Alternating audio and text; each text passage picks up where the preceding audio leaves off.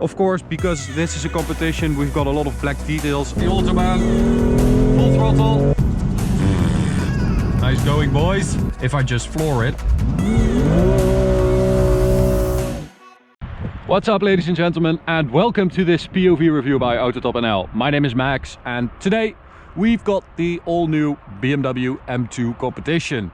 And it's a car that we've been looking forward to ever since they announced it, because with the regular M2 there has always been something missing. I have the feeling it wasn't really a full-blown M car, and that is mainly because they try to keep it cheap. So I guess that's why there are a few things you didn't really get, like a full-blown M engine, like more adjustability inside, like proper M seats.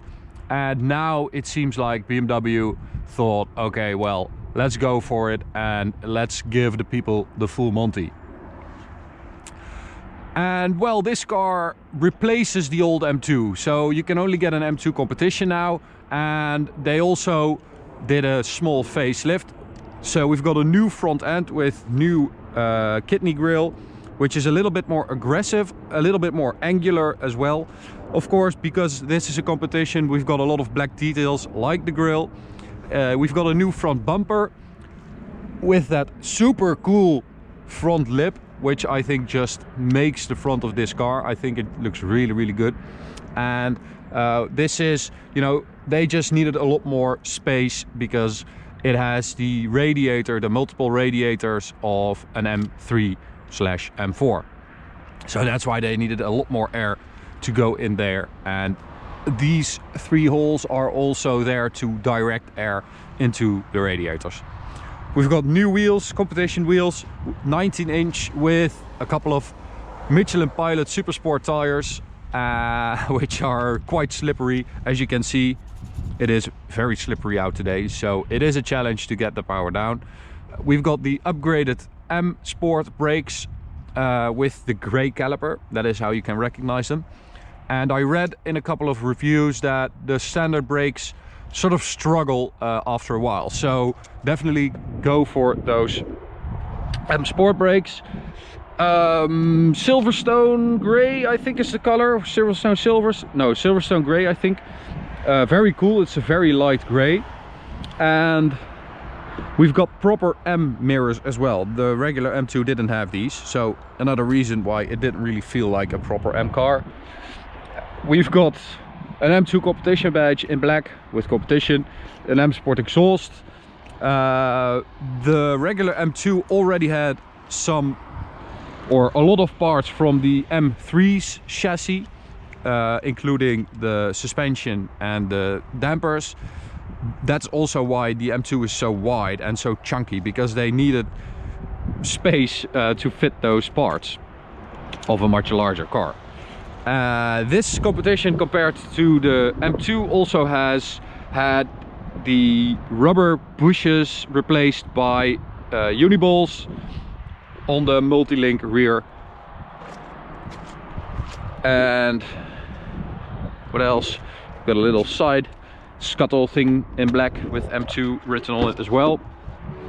So we'll check out the engine, because this of course is the biggest change. There it is, the S55 3-liter inline-6 twin-turbo engine from the M3 and M4, which, you know, what a great idea by BMW. It was actually, they didn't really have a choice, because the N55, so the M2 engine, which was also in the M135i, which we have, is a single turbo inline-6, and it was killed off because of the new emission standards. And this engine does have an NOx filter, so this can pass the new emission tests. So it was either kill off the M2 altogether or shoehorn this big unit in here. You also get the carbon fiber strut brace at the front, the V brace, which looks really cool.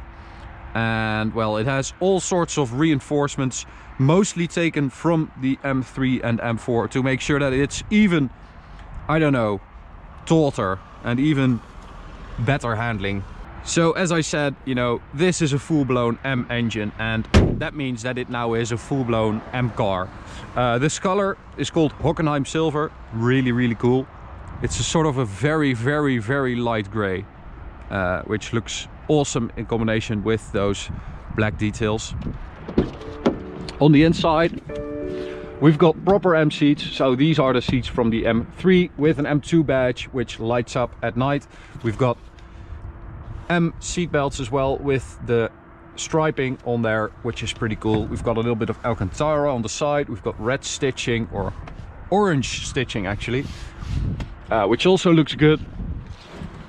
And we've got a proper M wheel with M stitching, and this is different as well. So it's cold. So in the regular M2, this just had a little toggle switch to choose between Eco, Comfort, Sport, Sport Plus, and it didn't have this adjustability. So now we can set the powertrain, the drivetrain, and the steering to Comfort, Sport, or Sport Plus. And you can also adjust the fierceness of the MDCT gearbox with this one. So we don't get a manual in the Netherlands, but I know that in the UK, for instance, you can get a manual. So I don't know why we don't get one, but a manual would be awesome as well. Proper handbrake as well. And we've got the new start button, the red one we saw in the M5. And we've got M1 and M2 buttons as well now, which the M2 also didn't have. We've got a new instrument cluster with the new font we saw in the M5 as well. And just analog dials. Nice, I like them. I like them much better than the stupid digital stuff. Alright, so we'll get the sport displays on the screen so you can watch how much horsepower I use. And well, we'll just select M1. Yep, so that's sequential for the gearbox now, and Comfort for the steering, Sport Plus for the drivetrain. And we don't have, you can see that there's a button missing here, which is for the suspension. So the M2 still has passive dampers, so not adjustable, which I kind of like, because it's still sort of that simplicity that they wanted with the regular M2 as well. You know, it's a no-nonsense car. Engine at the front,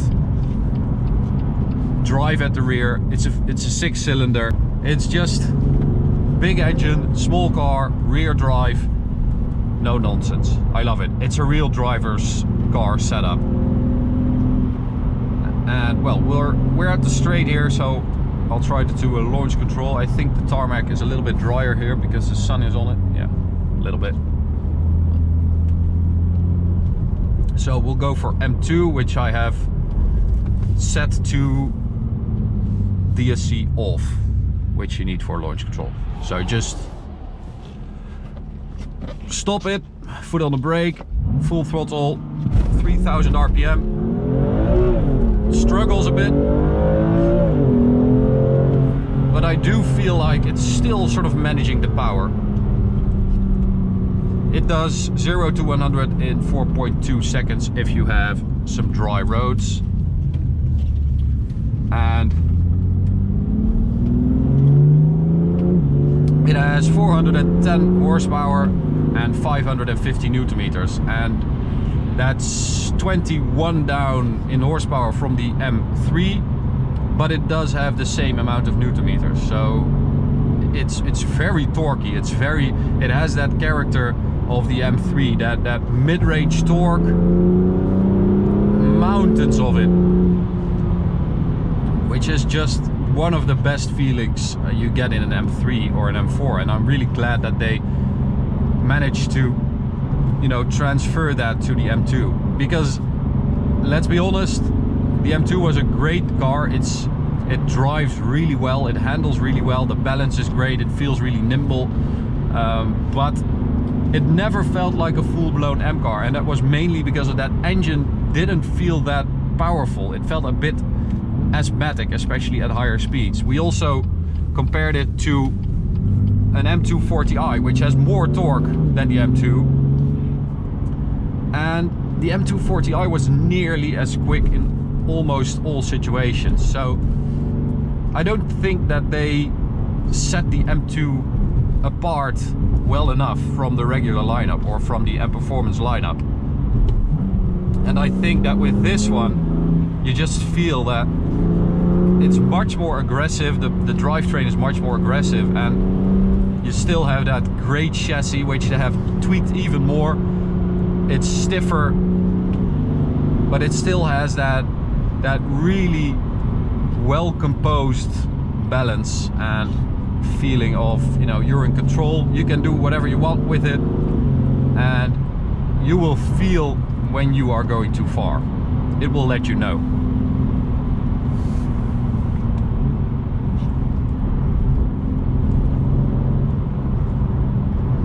So we'll take it down this road towards the Autobahn and I'll show you what it can do over there. That's just a very, very little tap on the throttle. It just goes immediately, but it's so nicely manageable. So to demonstrate why I think BMW has still sort of built in this controlling part in the launch control, of course, because the launch control has to be the fastest 0 to 100. If I just floor it, you get this burnout mode and it struggles really badly, which is just full power on the rear wheels. So that launch control is really made to make the best of the circumstances.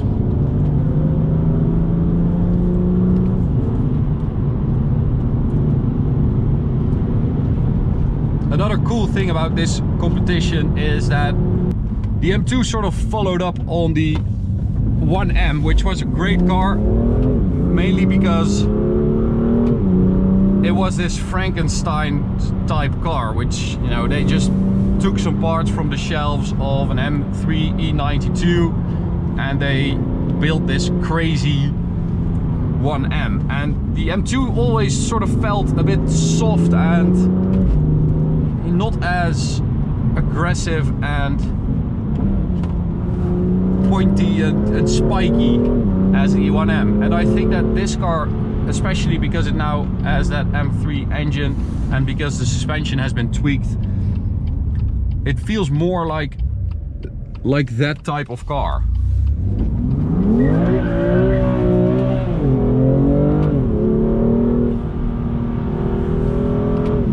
Oh man, what a car. What? I don't really understand how BMW do this every time. When you break traction, it sort of happens automatically. You feel what happens. You feel how far you can go. You can steer it with your throttle, which is pretty rare, to be honest. One thing I would have liked them to do with this car is, for me, the seating position is a bit too high, and I don't know why BMW is doing that recently. I mean, up until the M5, the seating position in practically every BMW was always perfect, very low down, and I don't know why they stopped doing that. All right, here we are at the Autobahn, full throttle. This engine revs until 7,600 RPM, while the old M2 engine revved up to, I don't know, 7,000 or something like that. So you can really take it further without it feeling out of breath. I do miss a head-up display though, but driving like this, I mean, you can hear that they got rid of some of the soundproofing as well, because it's much louder in here. More wind noise, more tire noise, more engine sound. It's just altogether more, I don't know, it has a more of an extra version to it. And one of the things I love about this engine is that when you really push it, you shift and you feel that wave of torque in the next gear.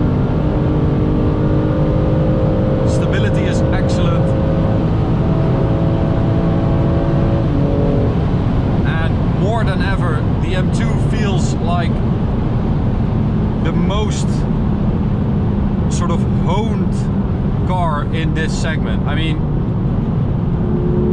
I struggle to compare it to an A45 AMG by Mercedes, but I think you could compare it to an RS3, but it lacks the character of an M2 competition. This just feels like an even crazier and at the same time more grown-up version of the M2. It feels like it's a real part of the M lineup now, and nice going, boys.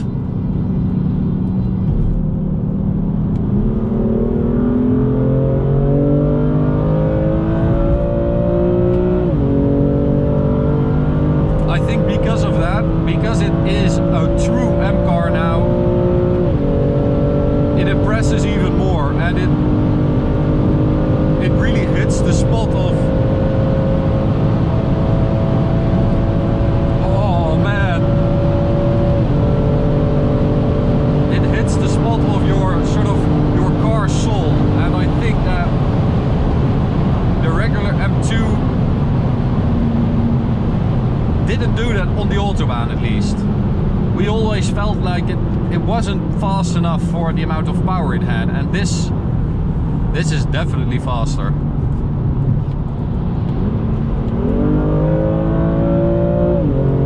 The MDCT gearbox shifts really quickly, especially the up shifts are super fast. And we have the M drivers package today, so that means that it has a top speed of 280 kilometers an hour. Not sure if we're going to make that today, but we'll see.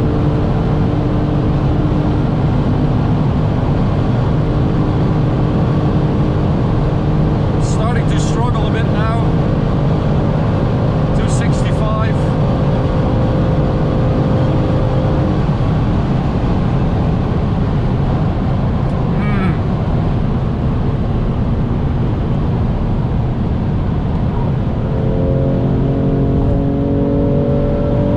Doesn't really go to its top speed as easily as an M3 does, but I don't know what that's about.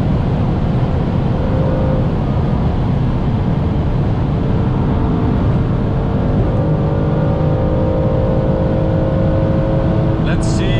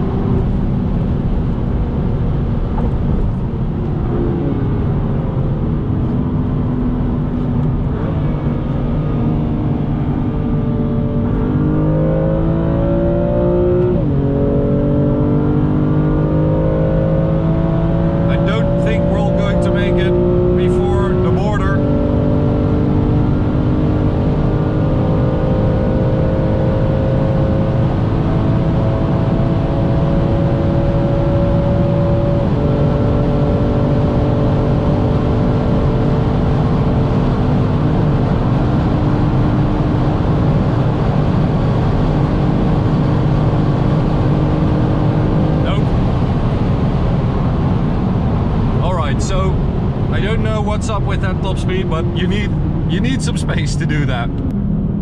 I really don't think it's quicker than an RS3, because I think that one was so quick to the top speed of 283 or something like that.